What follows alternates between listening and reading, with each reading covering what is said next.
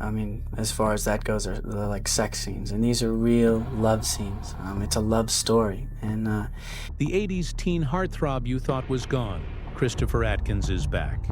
And with a jaw-dropping confession fans weren't ready for. Hollywood's best-kept secret about the Blue Lagoon is about to explode. So what's he been hiding all these years? And are we ready for the truth?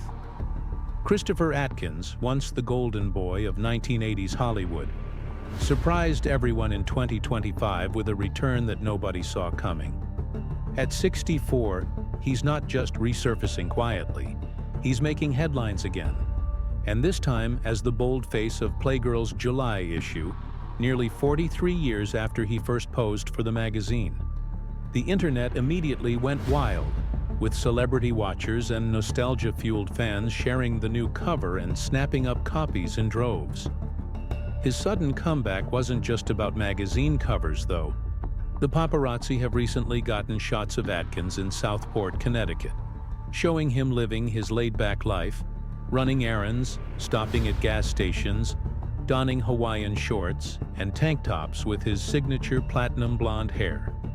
Hundreds of social media posts and entertainment sites picked up the images, sparking a viral wave about the Blue Lagoon star living out his golden years with a wink to his risque past.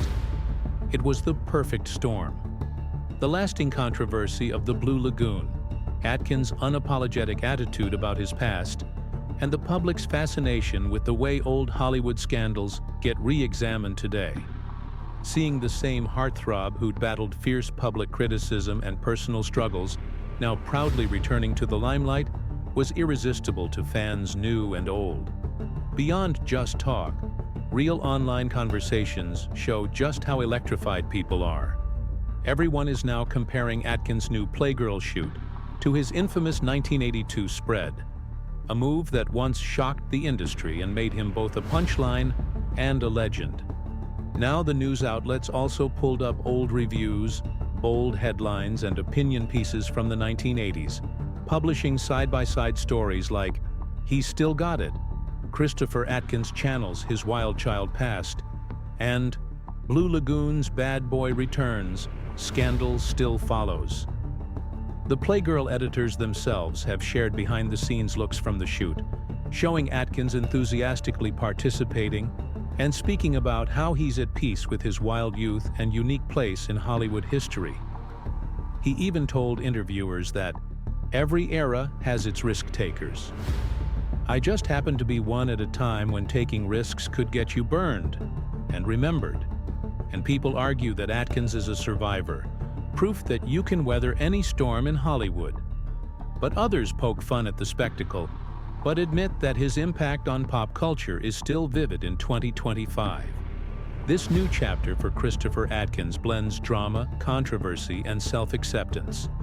With viral photos, real magazine spreads, and a lifetime of scandal turned badge of honor, his comeback spark is proof that old Hollywood stories never really die. They just resurface when you least expect them. But hold up, what really went down in the Blue Lagoon? Was it just some innocent island love story, or was something much wilder happening behind the scenes? If you've watched the movie, you already know the drama. Back in 1980, when Christopher Atkins landed the role, nobody thought the movie would explode into one of Hollywood's biggest scandals.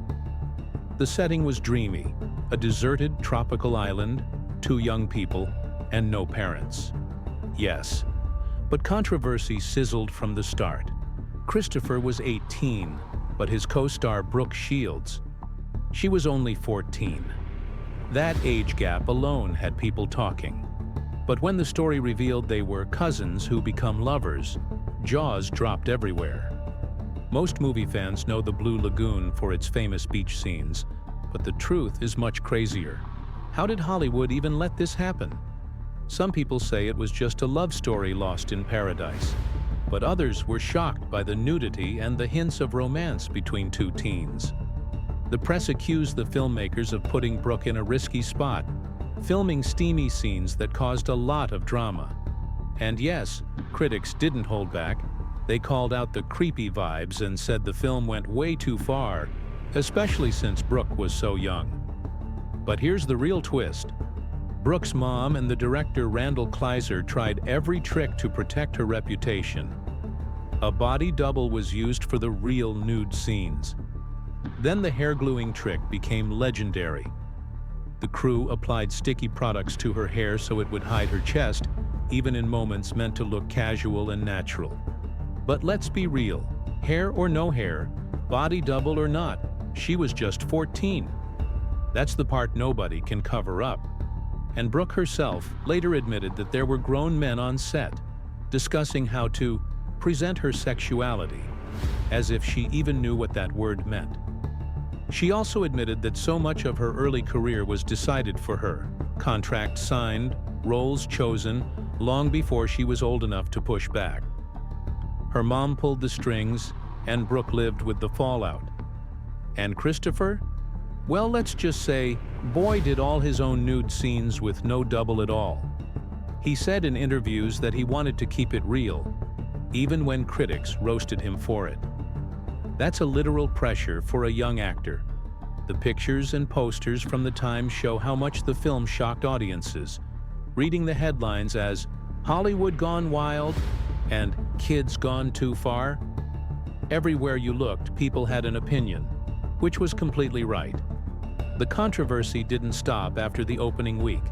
For years, people argued if it was real art or just plain wrong.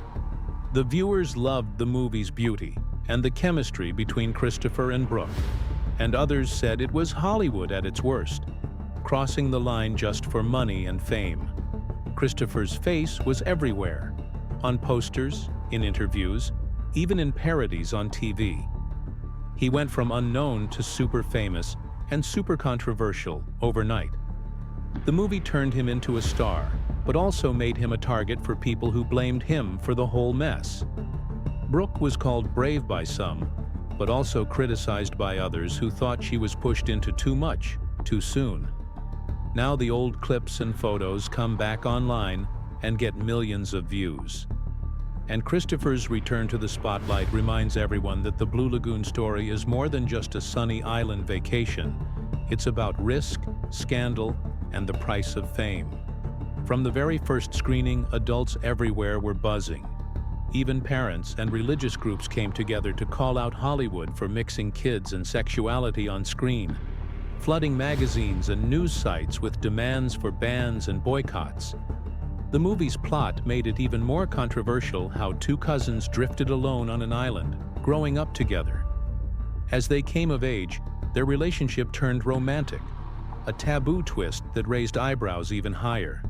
It became a serious matter, and many worried openly that sex and nudity between teens would encourage risky behavior, while others argued the film was just telling a story about growing up without adults. Writers like Rona Barrett compared the movie to child exploitation, warning families to stay far away. Interviews with Shields and Atkins years later revealed how pressured and uncomfortable some parts of filming could be. And the most strange thing is, even though critics hated the movie, it was a huge success at the box office. It only cost about $4.5 million to make, but earned almost $59 million in North America. That means a lot of people went to watch it, curious about the story and maybe the scandal too. Like, seriously? Yet, for many, the scenes of nudity and budding sexuality, especially involving such young stars, put a permanent mark of scandal on the film. Even decades later, the conversations haven't ended. Shields herself has said in recent interviews and on her podcast that the movie wouldn't be allowed today. Every time Atkins or Shields pops up in the news, the debate fires up all over again. People still ask, was the Blue Lagoon ahead of its time? Or a mistake Hollywood still hasn't learned from? Well, we all know. The film didn't just shock moviegoers. It changed how people talk about nudity, sex, and what's allowed with young actors in Hollywood. And years later, with Atkins stepping back into the spotlight, the old scandal burns just as bright. The tropical paradise on screen in the Blue Lagoon was nothing compared to the storm raging behind the scenes. Cast and crew traveled to a remote island in Fiji, living on the edge of civilization for months. For outsiders, it looked like an adventure. For those making the movie, it was muddy, hot, and wrapped in tension. Before the cameras even rolled, producers and the director, Randall Kleiser, were already battling controversy. Studios wanted a romantic adventure, but they knew the real reason everyone would be talking was the nudity and the taboo love story. Director Randall Kleiser, in interviews decades later, admitted he was encouraged by producers to make the movie as sexy as possible, but promised Brooke was never put in danger. He told the Los Angeles Times in April 2023, "We had to be careful for legal and moral reasons. There were lawyers involved for every scene." Still, Kleiser was surprised by the backlash, saying she thought the nudity would be less shocking in such a beautiful setting. That wasn't the case. On the other hand, Christopher Atkins had a very different experience. At 18, he was expected to perform nude without a double, something Hollywood hadn't asked of young men before. Once he jokingly told people in a retrospective, "They put me in a loincloth and sent me out among the coconuts. I didn't have a clue what I was doing." He even said, "The island felt like a pressure cooker. One minute you're just a kid, the next you're the face of a scandal." But the biggest drama wasn't even on the screen. It was in the courtroom. Because the moment the Blue Lagoon dropped, lawsuits were threatened over labor, safety, and Shield's protection. But most were settled or quietly dropped. TV specials chronicled the movie's making as an epic adventure, but the truth was much messier. Production assistants quietly told writers years later that if people knew what really happened on that island, they'd see it wasn't just acting. It was survival. On set, Kleiser was constantly recalibrating between legal limits and studio demands. Everyone from wardrobe to makeup knew their job wasn't just to make the actors look beautiful. It was to keep controversy at bay and shield Brooke from scandal.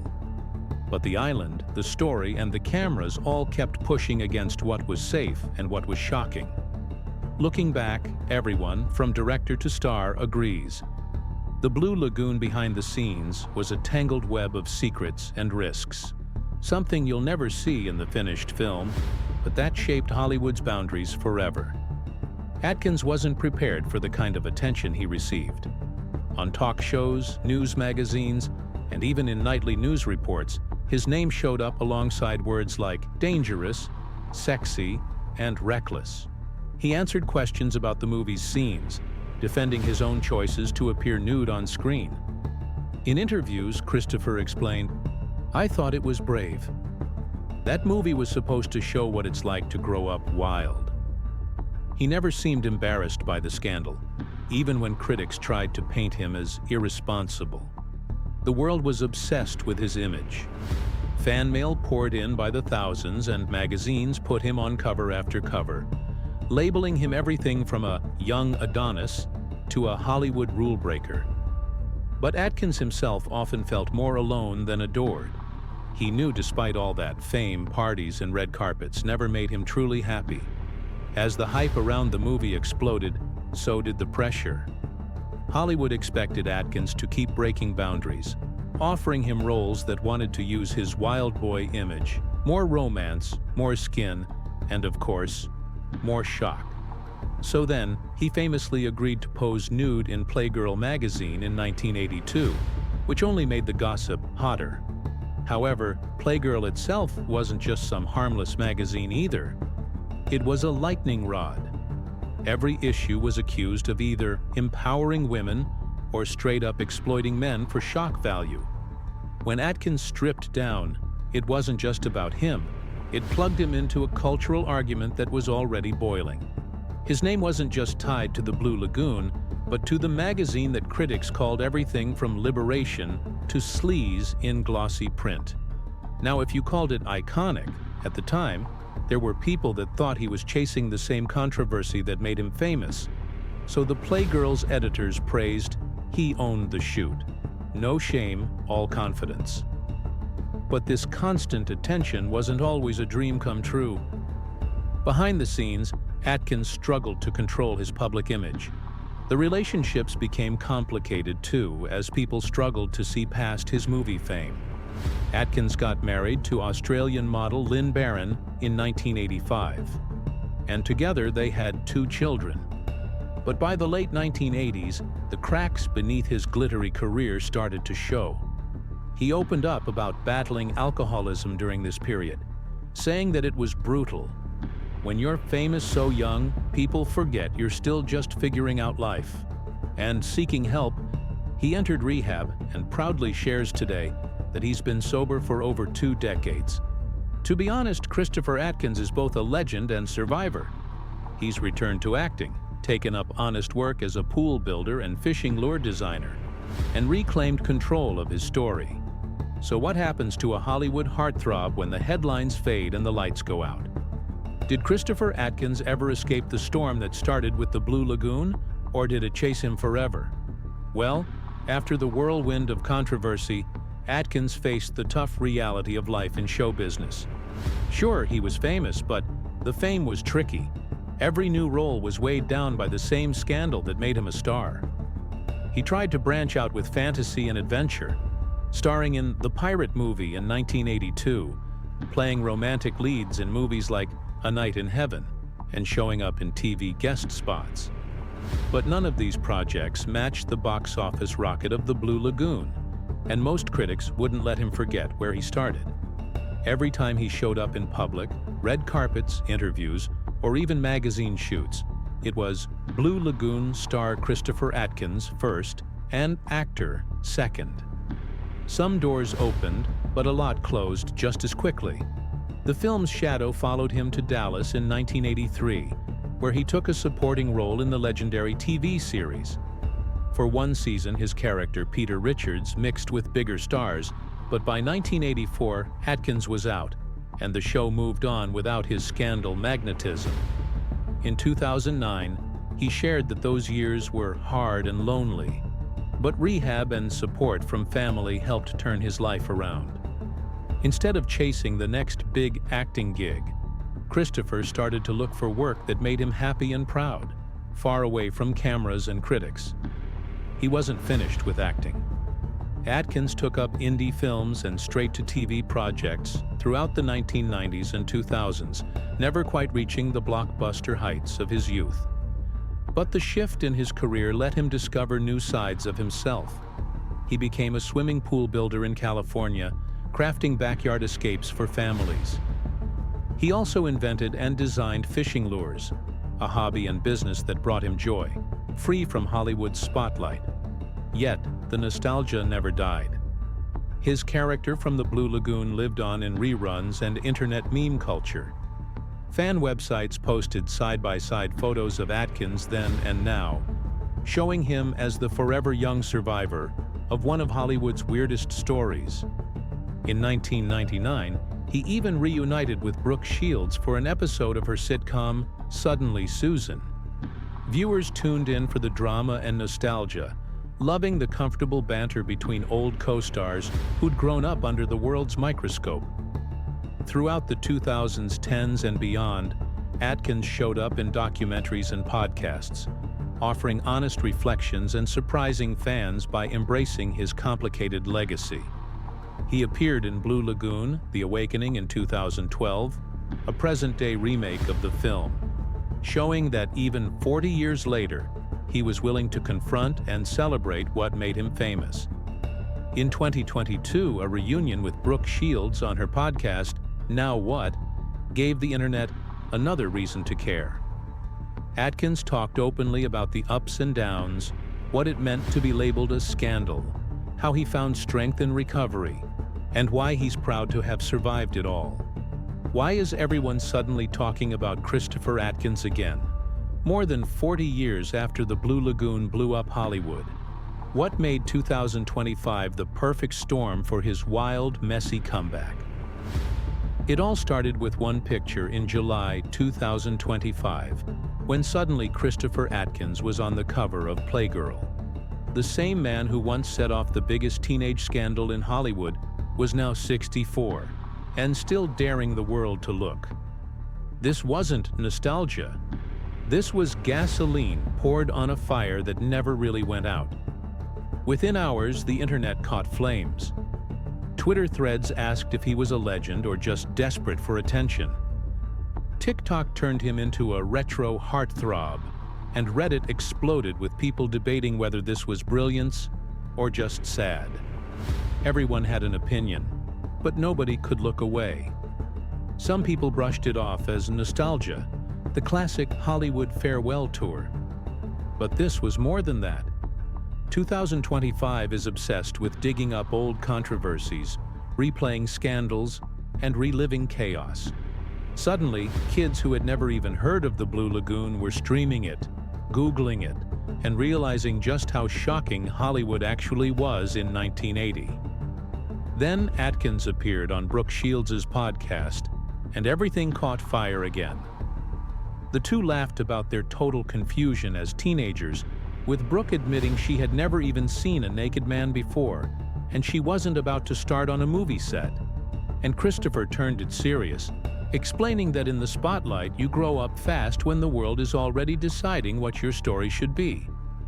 Brooke added that people on set wanted them desperately to fall in love. But real life was never as dramatic as Hollywood tried to make it. That single conversation flipped the narrative. Christopher wasn't just the boy from Blue Lagoon anymore. He became the man reclaiming his story, refusing to let Hollywood own it forever. The media pounced, blasting the headlines about the scandal to make it rise again. The magazines lined up side-by-sides of Atkins then and now, comparing the teenage Adonis with the older but defiant legend. Some called him brave, others rolled their eyes. But the noise was impossible to ignore. Atkins made it clear that he wasn't hiding anymore, that his story was insane but still his.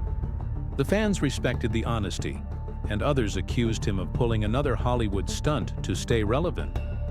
Online reactions swung wildly, calling it the wildest comeback of the year, and even said it was legendary in a way that left them shocked and amused at the same time. And of course, YouTube piled on with videos analyzing whether the Blue Lagoon could ever be made today. That's when the conversation turned darker. Because let's be real, in the age of #MeToo, the movie looks 100 times worse. A 14-year-old girl on an island, filmed half-naked, being pushed into romance. In 1980, Hollywood shrugged and called it art. Today, it would be called a lawsuit.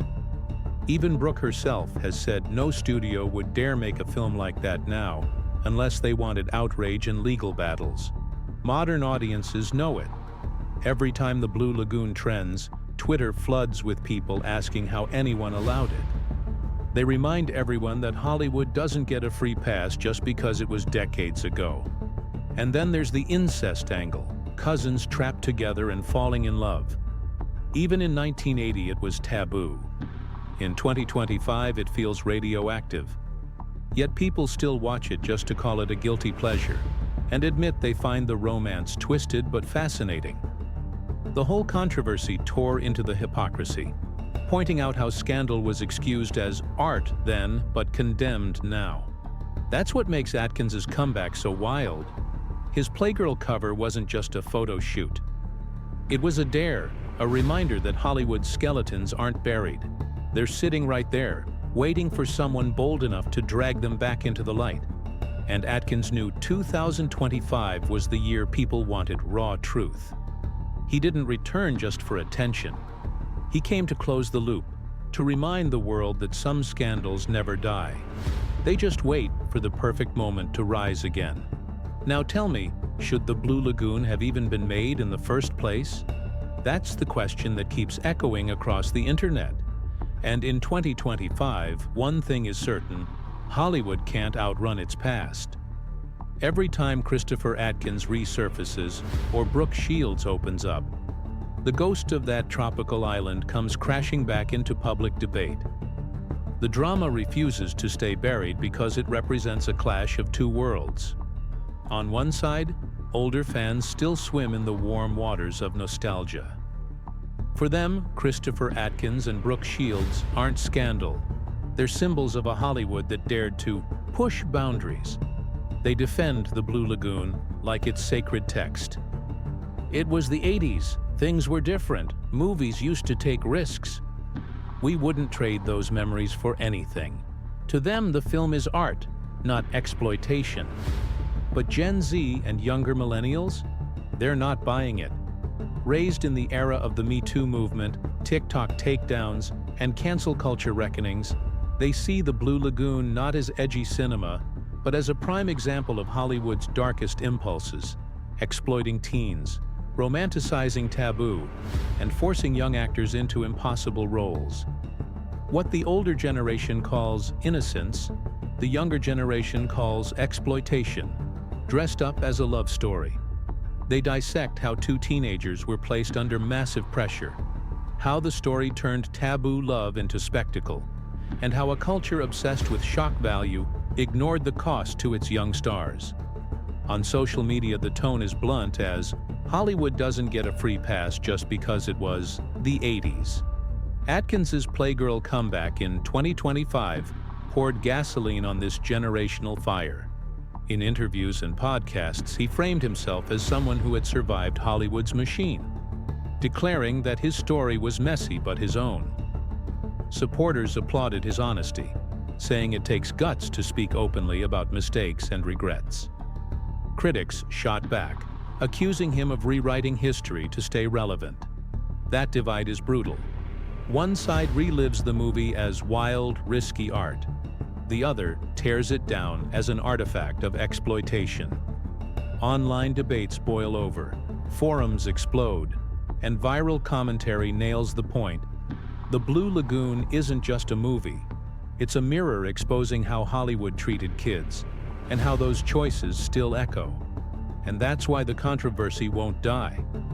Every revival reopens the wound, forcing fans and critics to ask whether bravery and shamelessness can exist in the same story, and whether Hollywood has truly changed, or just learned how to hide its sins better. For some, it's still a sun-drenched romance. For others, it's Hollywood's cautionary tale. Either way, the conversation isn't fading. If anything, it's only getting louder. And that's the Hollywood cycle, isn't it? Just sweep the scandals under the rug, wait a few decades, and then act shocked when they come crawling back with hashtags and podcast confessions. So what do you think? Was Christopher Atkins a rebel? Or just caught up in Hollywood's biggest mess? Should the Blue Lagoon be a cult legend, canceled, or forever locked away as a guilty secret? Drop your raw opinions below and seriously smash that subscribe button, because who doesn't want a front row seat to a Hollywood meltdown?